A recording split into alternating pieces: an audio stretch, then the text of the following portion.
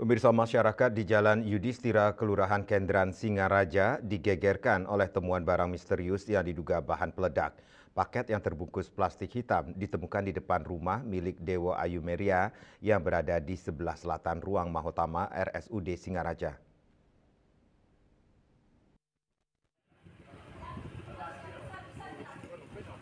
Barang mencurigakan itu ditemukan oleh Meria sejak Minggu malam sekitar pukul 18.00 WITA. Namun Meria hanya tidak menghiraukan karena menduga barang tersebut milik tetangganya.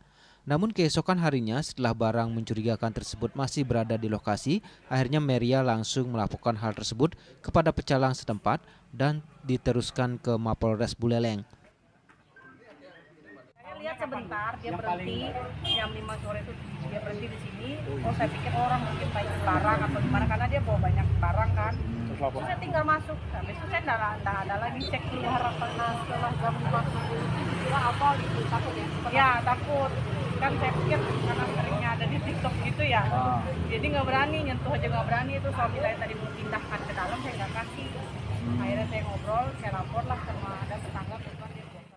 Tim dari Mapolres Buleleng setelah melakukan pengecekan akhirnya melaporkan ke tim penjinak bom atau Jibom Polda Bali guna dihadirkan untuk melakukan penanganan terhadap barang tersebut.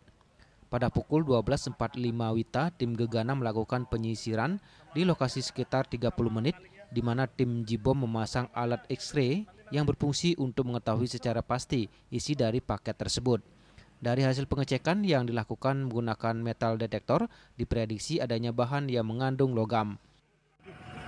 Dari tadi hasil kita sudah X-ray, nihil ditemukan bahan peledak. Untuk pastinya udah ditahu. Bentuk pasti tong sampah. Jadi tong sampah yang dipaket kosong.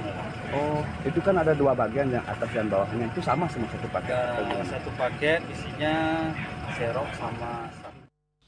Kapolsek Kota Singaraja, Kompol Gede Juli, kejadian ini berharap masyarakat di wilayah Kota Singaraja sesegera mungkin melapor kepada Babin Kamtibmas sehingga peristiwa yang tidak diinginkan cepat teratasi dan warga tidak resah.